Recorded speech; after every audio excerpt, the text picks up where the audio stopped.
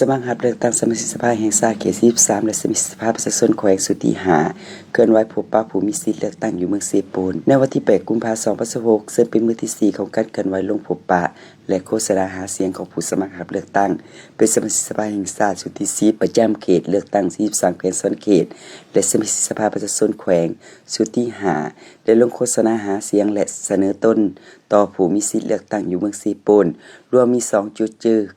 กลุ่มบ้านนาบอและสโมสรเมืองการลงโฆษณาในครั้งนี้นำโดยฐานปอนางสุนทรไสยจักรคณะเลขาธิการศูนย์กลางภาคห้องประธานสภาแห่งชาติทั้งเป็นผู้สมัครสมาชิกสภาแห่งชาติเขตเลือกตั้ง13หมายเลข1และฐานพงษ์คำหักบุตรวงศ์กรรมการพรรคแขวงเลขาพรรคเมืองสีปูน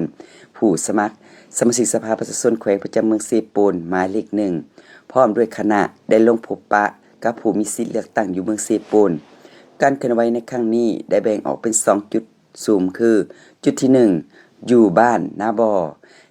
โดยจัดขึ้นที่ห้องการบ้านนาบอและจุดที่2จัดขึ้นอยู่ที่สโมสรเมืองเซปูนสำหรับเขตเลือกตั้งที่13แขวงชนเขตในสุดนี้มีผู้ลงสมัครรับเลือกตั้งเป็นสมาชิกสภาแห่งชาติทั้งหมด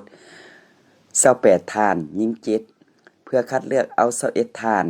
ในส่วนของสมาชิกสภาแห่งชาติแขวงประจำเขตเลือกตั้งเมืองเซปูนมีผู้สมัครทั้งหมด7ท่านหญิง2ท่านเพื่อคัดเลือกเอา5ท่านเข้าไปเฮ็ดหน้าที่เป็นตัวแทนแห่งสิทธิและผลประโยชน์ของประชาชนในการบริหารและพัฒนาท้องถิ่นในต่อหน้า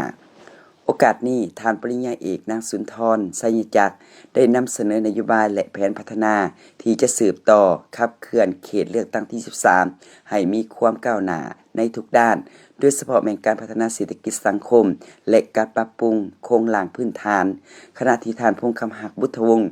ก็ได้เน้นหนักถึงความสำคัญในการแก้ไขปัญหาตัวจริงของประชาชนในระดับท้องถิ่นพร้อมทั้งส่งเสริมการสร้างความเข้มแข็งให้แก่เศรษฐกิจชุมชนจากผู้มีสิทธิเลือกตั้งก็ได้พัดเปลี่ยนการเสนอประกอบคำคิดคำเห็นและเสริมขยายสิทธิประชาธิปไตยโดยได้เสนอให้ภาคส่วนเกี่ยวข้องเอาใจใส่แก้ไขปัญหาพื้นฐานของล่างที่ติดพันกับการดำรงชีวิตประจำวันของพ่อแม่ประชาชนให้ดีขึ้นเรื่อยๆการเคลื่อนไหวโฆษณาหาเสียงจะสืบต่อดำเนินไปตามแผนการที่ได้กำหนดไว้เพื่อสร้างความรับรู้ให้แก่ผู้มีสิทธิเลือกตั้งอย่างทั่วถึงก่อนจะถึงวันเลือกตั้งตัวจริงในวันที่22กุมภาพันธ์2026ที่จะมาถึงนี้